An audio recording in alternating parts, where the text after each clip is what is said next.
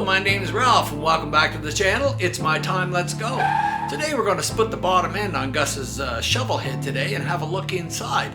I'm very curious to see if we got any chips in the motor because we used our Jim's tool to enlarge the breather hole with it right on the bike.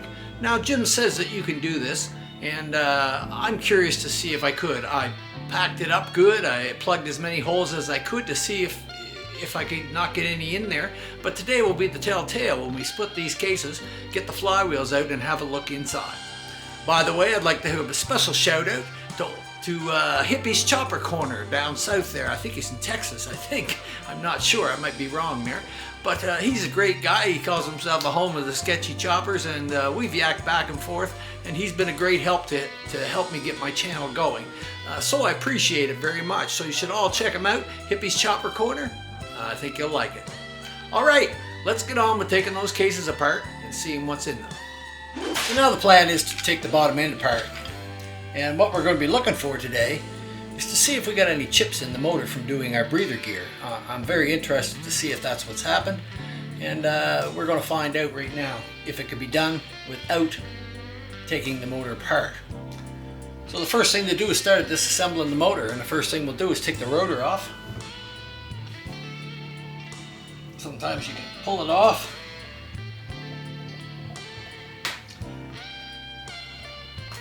No, it's not going to go easy. I need a couple little tools.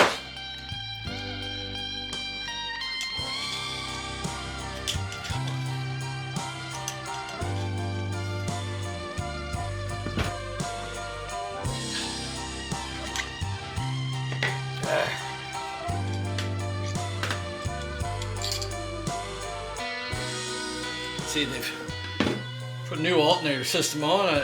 It's a type that doesn't have magnets. The magnets are in here, but they're in a sealed case, so they can't come loose and they can't pick up any grit in it and things like that. So they're actually quite nice.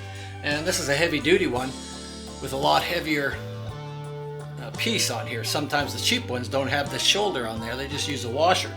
But then the teeth that are in here are very small. These ones across there are 3/8 or so at least, instead of just the thickness of the plate. So it's worth the extra money to have a good one like that. All right, now we need to take the stator off. There's two little screws and the little plastic plate here.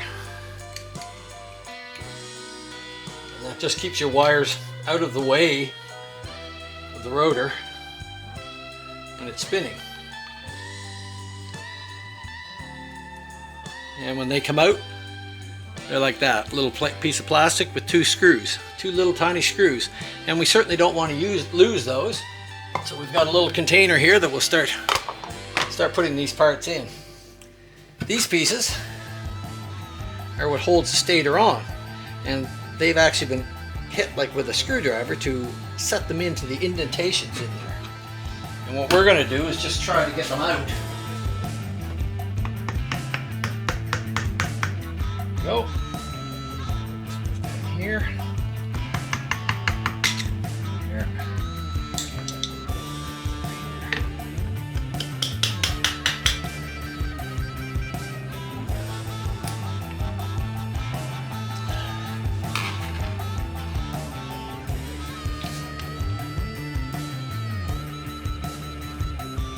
Go. We'll just start taking these out.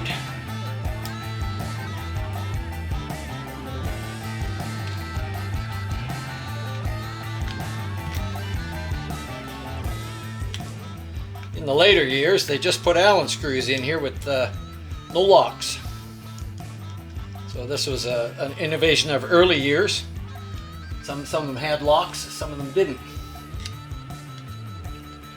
Most of the older shovel heads had these plates that you could bend over once you tighten the screw in.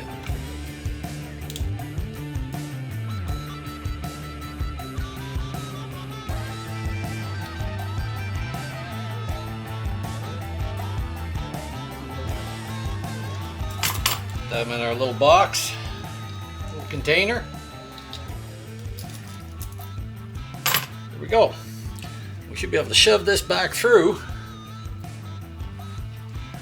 This is loose now. We can pull it off. But we have to get the alternator piece back down through it. Oh, it doesn't want to come out, does it?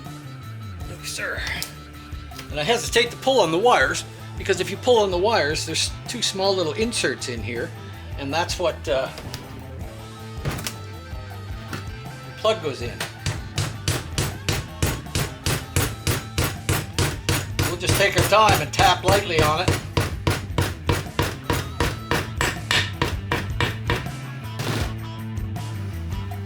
You still don't want to come out.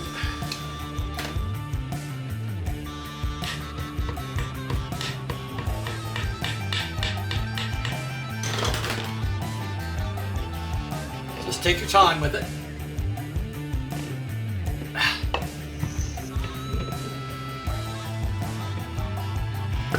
There we go.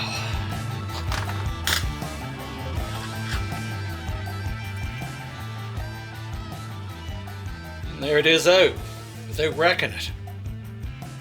Okay, it looks to be, I would say it's probably an XL one maybe, but with the yellow on it, but I'm not sure. It could just be aftermarket. Now as I took the motor apart, I paid attention to the O-ring that's supposed to be around the case here. And there's supposed to be a small O-ring all the way around. And when I took this apart, these are the few little pieces that come out. And they had a bunch of gunk gobbed in there. I think there's still another little piece of it. And that probably would have developed into a leak there. And I don't think there's anything much worse than a leak around that primary case O-ring, because then you have to tear everything apart to get at it. They've updated them with a little thicker ones there for the later years, so we're going to use that instead of the little tiny skinny one. All right, let's get some bolts out and get her apart.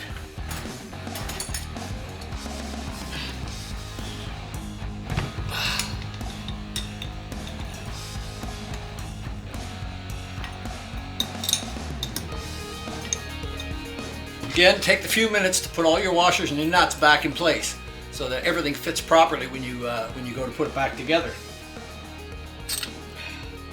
Each one of these motor case bolts, as with all the nuts and screws and bolts that we put back in, they're all going to be wire brushed and cleaned off so that the threads are nice and clean. Nothing worse than putting old ones in and then having them caught up.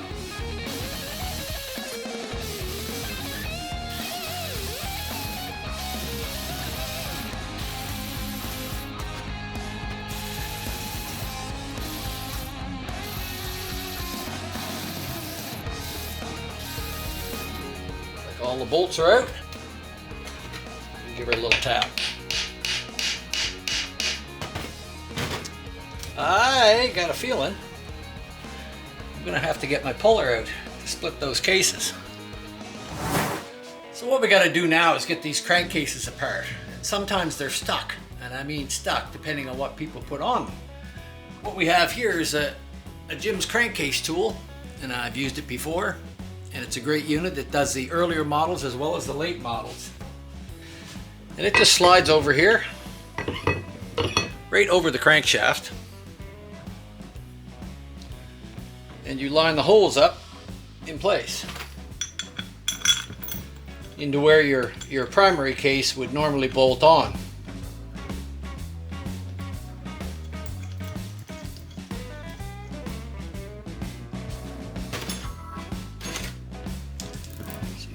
We're going to go.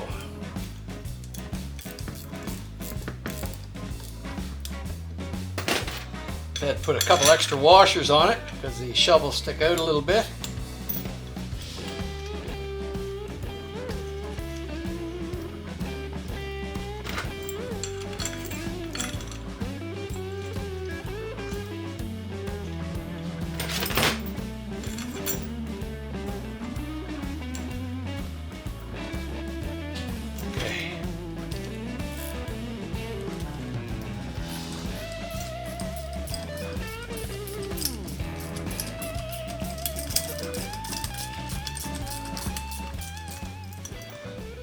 We want to make sure that the plate is straight so we have an even amount of pressure on it.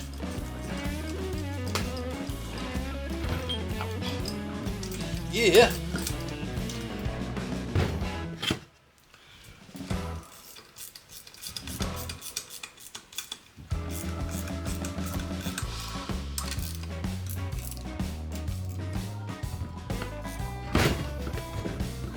She's not being very nice to me today.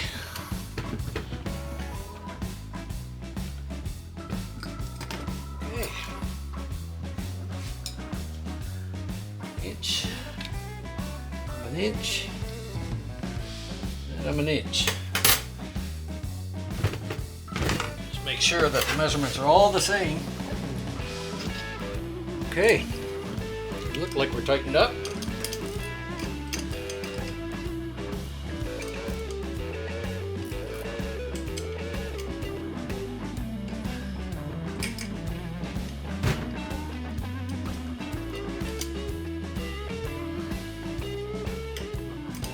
Okay, so I'm just going to put a little oil on the threaded piece so it turns nice and easy.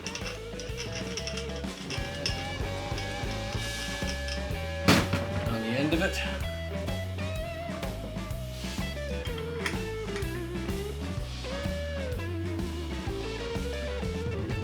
What this is going to do is push the flywheel out into the other side and split the case.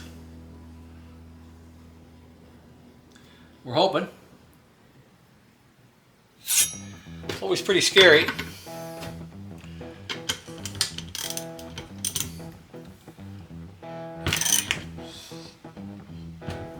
Alright, here we go.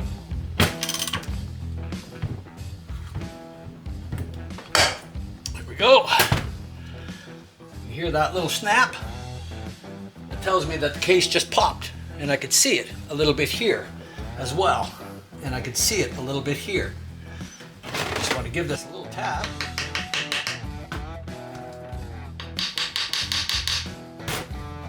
And we'll just go a little more.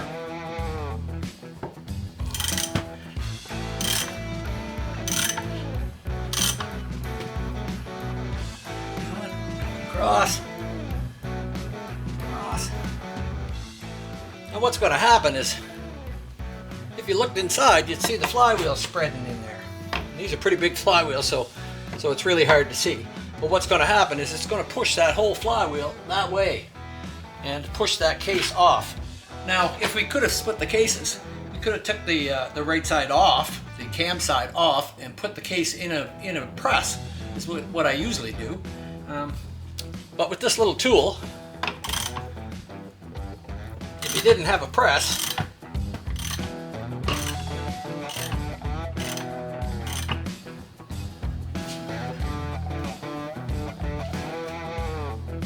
and I know it's hard to see, but if you look down in here, you would see that this pinion shaft has worked its way out a little bit. And what that's doing, that's because the pinion shaft is moving over. It will only go over as far as the flywheels, and then it'll shove the flywheel out. She's coming.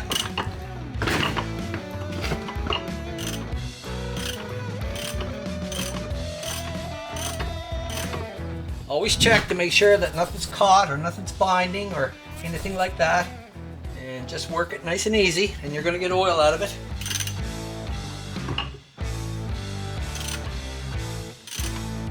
I'm just going to, you can take the right case off, but with the right case on there, it helps keep it in line to push it out. And as you can see, it's forcing that case out that way.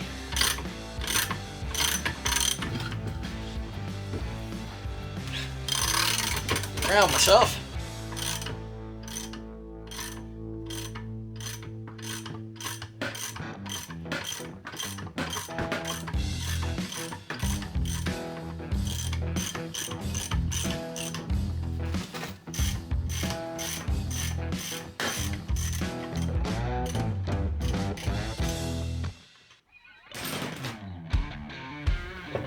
All right, we're apart. Right while I'm sitting here, I'm going to take these off because I'm out. I'm out now.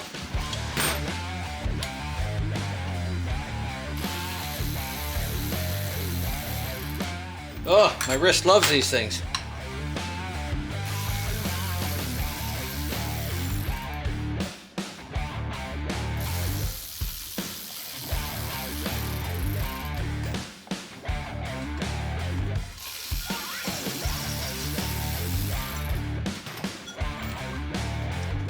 There.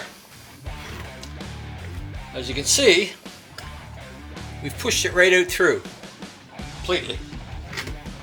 And we do have some oil there. No problem. But what we're really curious about to see is whether we got any chips in here at all. So I'm going to tip it back on the back side. Sit there. Slide the pin case off. That's old crud. So, you can see inside the case, it doesn't appear we have any aluminum filings. And that's great. You can see where we plugged that hole, but through here is where the filings would go. So we still have to look at the other side and see what it says. We'll just wipe this out for now, so we can set it aside without oil going everywhere. So now we're down to the last of it.